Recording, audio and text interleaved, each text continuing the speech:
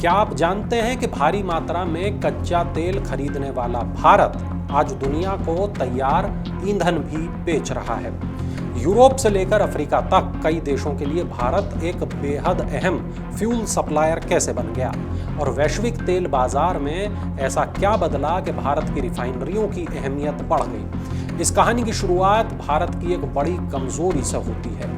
भारत में तेल की मांग बहुत ज्यादा है, लेकिन देश में कच्चे तेल का उत्पादन जरूरत के मुकाबले काफी कम है।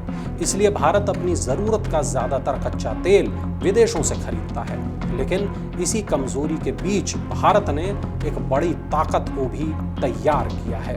वो ताकत है तेल को रिफाइन करने की क्षमता। भारत के पास करीब 257 मिलियन टन सालाना की रिफाइनिंग क्षमता है और इस वजह से भारत दुनिया के सबसे बड़े तेल रिफाइनिंग देशों में शामिल है। इन रिफाइनरियों की खासियत सिर्फ उनका बड़ा आकार नहीं है।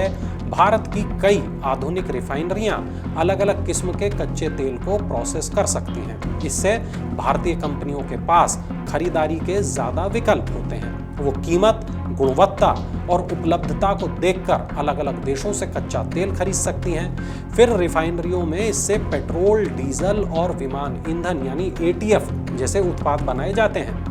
घरेलू जरूरत पूरी होने के बाद उत्पाद अतिरिक्त जो बचते हैं उनको विदेशी बाजारों में बेचा जा सकता है और यही मॉडल भारत को एक तरफ दुनिया के बड़े क्रूड ऑयल इंपोर्टर्स में रखता है तो दूसरी तरफ बड़े पेट्रोलियम प्रोडक्ट एक्सपोर्टर्स में भी शामिल करता है।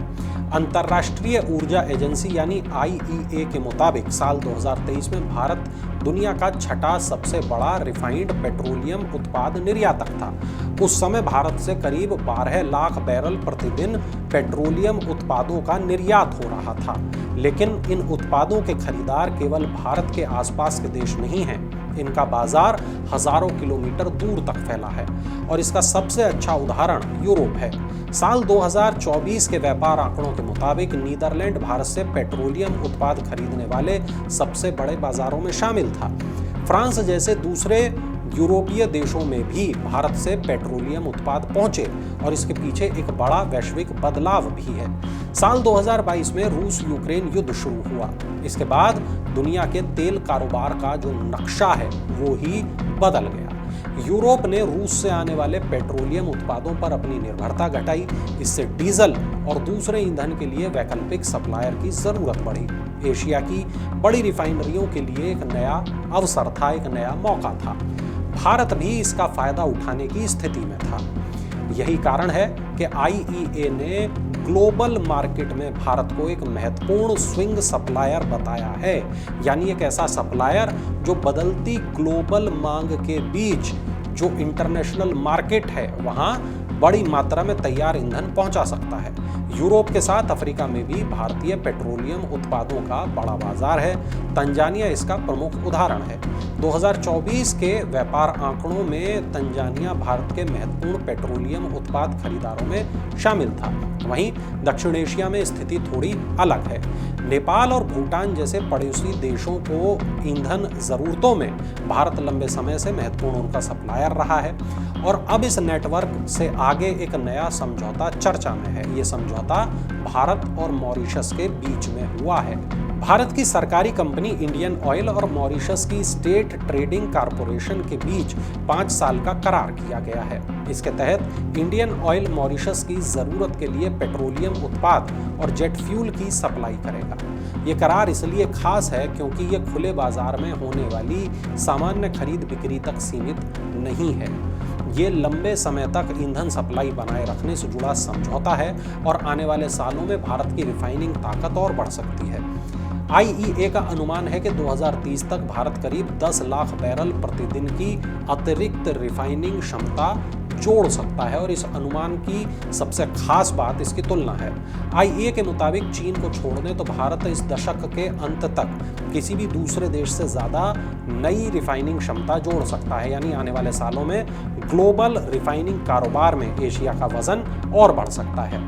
लेकिन यहाँ भारत के सामने एक दिलचस्प चुनौती भी है।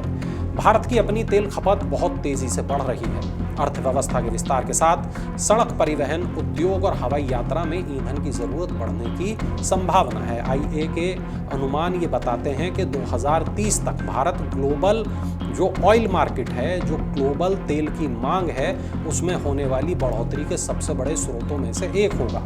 इसलिए भविष्य में जुड़ने वाली नई रिफाइनिंग क्षमता के लिए घरेलू बाजार और निर्यात दोनों महत्वपूर्ण होंगे। भारत को अपनी बढ़ती जरूरत पूरा करने के साथ विदेशी बाजारों में अपनी जगह बनाए रखनी होगी। यही संतुलन आगे की तस्वीर तय करेगा, क्योंकि पिछले कुछ सालों में भारत की पहचान बदल चुकी है। कच्चे तेल का बड़ा खरीदार होने के बावजूद भारत ने अपनी विशाल रिफाइनिंग क्षमता को ग्लोबल कारोबार की ताकत में बदला है। यूरोप में नए बाजार, अफ्रीका में बढ़ती पहुंच, पड़ोसी देशों को सप्लाई और मॉरिशस जैसे लंबे और बड़े समझौते इसी बदलाव के संकेत हैं। 2030 तक प्रस्तावित नई क्षमता सफर को अगला धक्का दे सकती है। तो सवाल यह है कि क्या भारत अपनी घरेलू जरूरतों को पूरा करते हुए दुनिया के सबसे बड़े और सबसे भरोसेमंद रिफाइनिंग हब में से एक बन पाएगा? आपको क्या लगता है? कमेंट सेक्शन में जरूर बताइएगा। आपके राज्य की खबरें, आपके शहर की खबरें सबसे पहले जानने के लिए देखते रहें अमर उजाला। चैनल को सब्सक्राइब जरूर कर लें और पाएं हर अपडेट।